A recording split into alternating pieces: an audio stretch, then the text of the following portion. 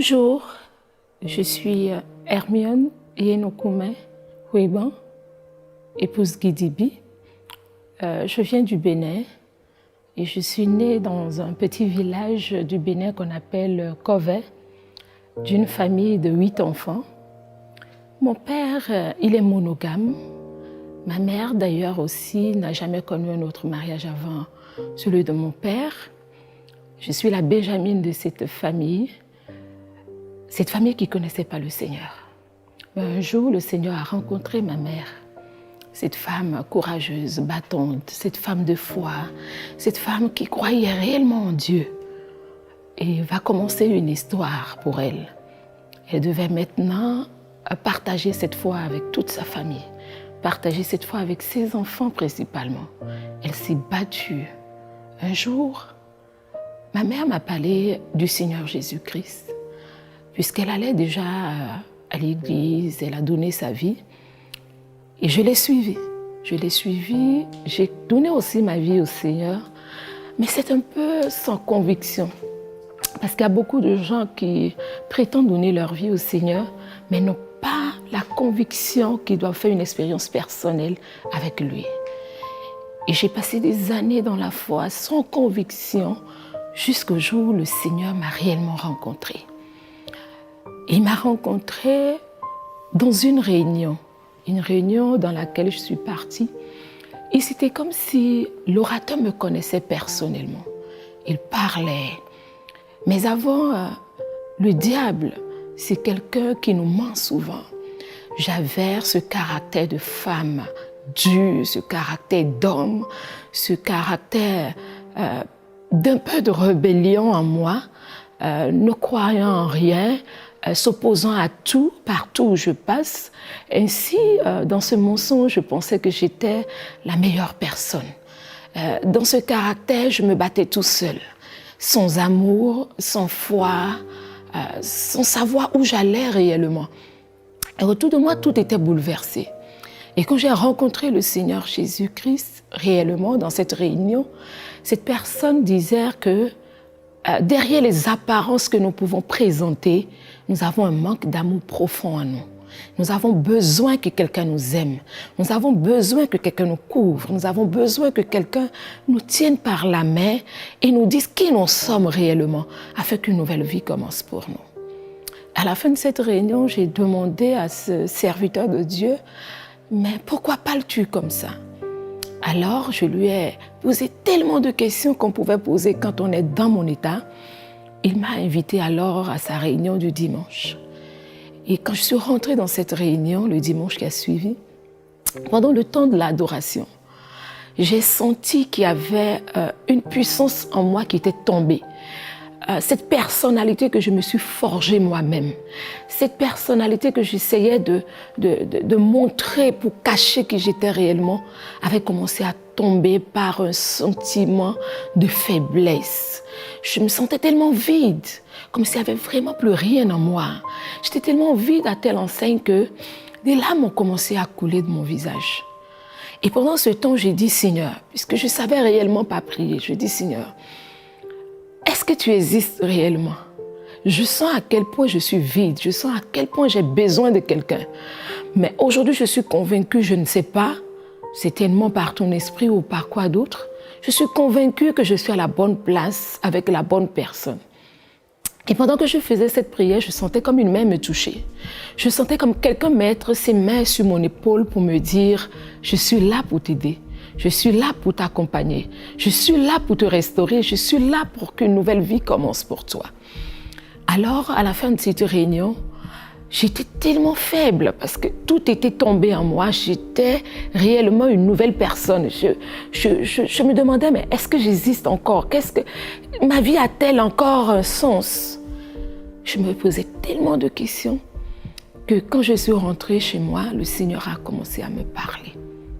Il a commencé à me parler et j'ai dit, Seigneur, quand est-ce que ma vie va changer?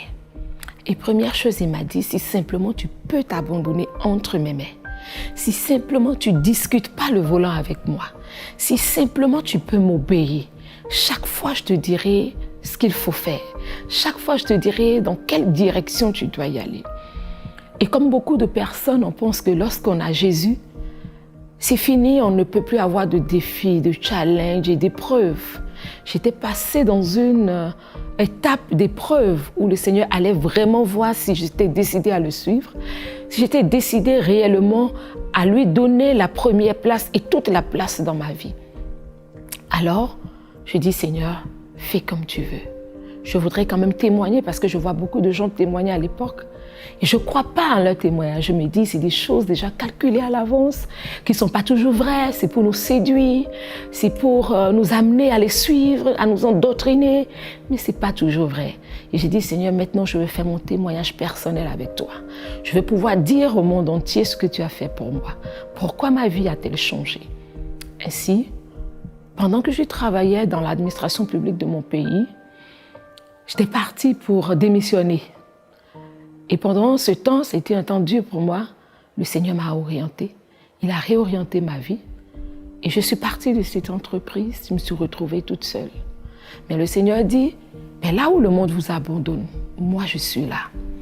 Là où le monde vous juge, moi je compatis. Là où le monde vous abandonne, moi je vous prends parce que vous êtes mes créatures. Créatures si merveilleuses que j'ai créées avec soin. Et je connais les projets qu'il a sur moi. Et lorsque le Seigneur a permis que je parte de cette entreprise, je l'ai rencontrée toute seule dans ma chambre. Pendant que je priais, c'était une prière sincère, pas des récitations, mais une prière qui venait tout droit de mon cœur. J'étais devant le Seigneur à visage découvert, en lui disant qui j'étais réellement, qui je suis réellement. Et il me dit, de ton histoire, je vais sortir une pour épater le monde entier. Et cette femme dure que j'étais, cette femme colérique que j'étais, cette femme rebelle que j'étais, la puissance du Saint-Esprit est entrée en moi. Et j'ai commencé à faire une expérience personnelle avec lui. Le Seigneur a commencé par briser ces choses en moi. Et je suis devenue aujourd'hui une femme extraordinaire.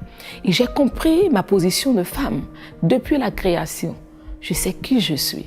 Je sais que Dieu m'a créée pour être une femme, une fleur de lys, pour être une douceur dans ma famille. Et pendant ce temps, comme beaucoup de femmes, aucun homme ne voudra avoir une femme aussi rebelle, une femme qui cherche à prendre l'autorité, une femme qui est contre toute décision de son mari, sans soumission. Alors ce mariage dans lequel j'étais est tombé.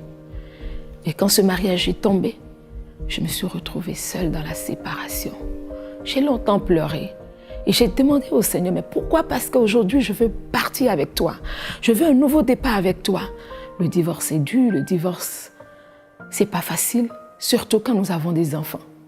Alors le Seigneur m'a dit, tu as vécu toutes ces choses, ce divorce, cette séparation, cette rébellion dans ta vie, pour pouvoir te lever un jour et parler à ceux qui sont dans les mêmes problèmes, à ceux qui vivent les mêmes situations. Ça a été dur.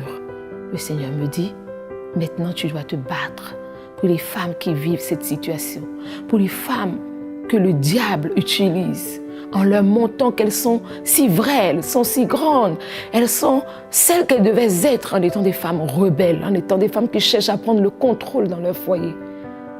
Alors, j'ai compris que le Seigneur m'envoie faire ce combat. Je voudrais te dire ce soir, ce matin, à quel moment tu me suis, que tu ne dois pas être une femme rebelle. Tu ne dois pas accepter cette nature que le diable te donne. Cette nature de chercher à contrôler tout, de prendre le dessus sur tout. Parce que tu te retrouveras toujours seule, comme je me suis retrouvée un jour. Les murs vont tomber. Et quand les murs vont tomber, sans le Seigneur Jésus, tu seras toujours esclave de ce monde. Esclave de tout ce qui se passe autour de toi. Mais il faudra bien que tu t'abandonnes. À un moment donné, j'ai compris que lorsque nous sommes remplis d'amertume, remplis de choc, remplis de frustration, nous devons pouvoir dire, Seigneur, me voici. Quel que soit le temps que cela va prendre, prends-nous par la main et fais-nous marcher sur ton chemin. Fais-nous marcher sur ton chemin. Et le Seigneur m'a pris vraiment par la main. Aujourd'hui, je suis une femme heureuse dans le Seigneur. Je suis une femme qui va partout dans le monde entier enseigner ce qui est la vérité. ce qu'est le bonheur d'une femme, ce qu'est le bonheur d'un foyer, ce qu'est vraiment marcher sur les principes de Dieu. Et je suis une femme si merveilleuse, remplie de joie. Et je réalise combien de fois il est merveilleux de marcher sur la volonté de Dieu. Combien de fois il est merveilleux lorsqu'on se retrouve à notre position initiale dans le Seigneur Jésus. Le référentiel que la Bible nous dit, comment marcher, comment faire les choses pour être une femme heureuse. Et après cette expérience, je peux te dire que je vis le bonheur extrême dans mon foyer. Le bonheur où jamais je ne me suis sentie aimée. Parce que premièrement, le Seigneur Jésus m'a aimée. Il m'a aimée sincèrement.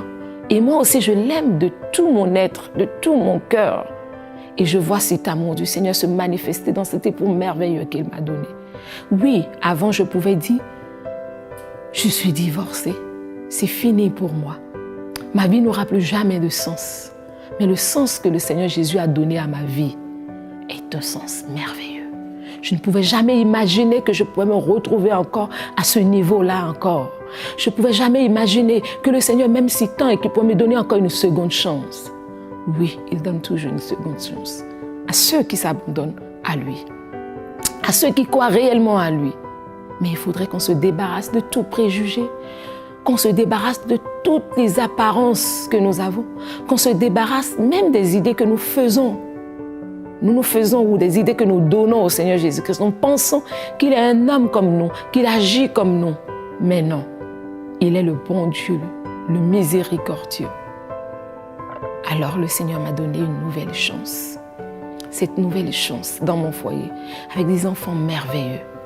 Oui, si toi aussi tu es prêt, que tu sois un homme, que tu sois une femme, que tu vis cette douleur-là au fond de toi, cette douleur du divorce, de la séparation, de la haine, du manque d'amour, de la frustration, du ressentiment, parce que le ressentiment vient lorsque nous vivons certaines choses.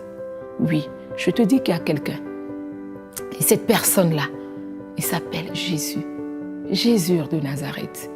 Il compatit à tout. Lui ne juge pas, parce qu'il sait que nous venons de loin de nos erreurs. Mais lui, il est toujours prêt. Si simplement nous aussi nous sommes prêts. Alors, si tu es prêt aussi à donner ta vie au Seigneur Jésus, pour voir ta vie restaurée, pour voir un réel changement dans ta vie, tu vas simplement faire cette prière avec moi. Tu vas l'appeler dans ta vie, où que tu sois maintenant. Concentre-toi et dis avec moi, Seigneur Jésus, j'ai erré dans ma vie sans toi. Ma vie n'avait plus de sens sans toi. Et je cherchais sans trouver ce que je désire, la paix du cœur que je désire. Mais je ne l'ai pas eue. Mais je viens d'apprendre au travers de ce témoignage que tu es là, que tu me tends la main. Si simplement, Seigneur, tu me donnes la force encore de mettre mes mains entre tes mains, je sais que tu vas me relever. Seigneur, viens et règne en moi. Règne en moi dès maintenant. Je sais que tu as payé le prix pour moi à la croix du Calvaire. Tu t'es sacrifié pour moi. Tu as donné ta vie. Tu as sacrifié la chair pour que l'esprit reprenne le dessus. Maintenant que cet esprit soit investi en moi. Revêt-moi de ton Esprit Saint, Seigneur. Et je crois que tu peux tout changer en moi. Commence une nouvelle histoire dans ma vie maintenant. Commence de nouvelles choses dans ma vie maintenant. Et conduis-moi, Seigneur, à l'obéissance à ta parole. Merci, Seigneur, parce que je suis convaincue que tu l'as fait. Merci parce que tu m'as accepté dans ton royaume. Merci parce que mon statut a changé. Merci parce que j'ai reçu une nouvelle identité en Jésus-Christ de Nazareth. Et ma vie ancienne est passée. À partir de maintenant, toutes choses sont devenues nouvelles. Merci, Seigneur. Amen.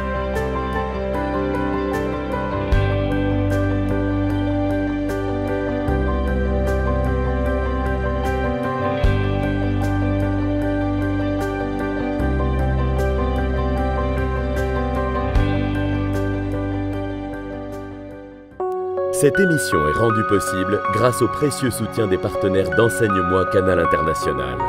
Retrouvez tous nos programmes sur emcitv.com.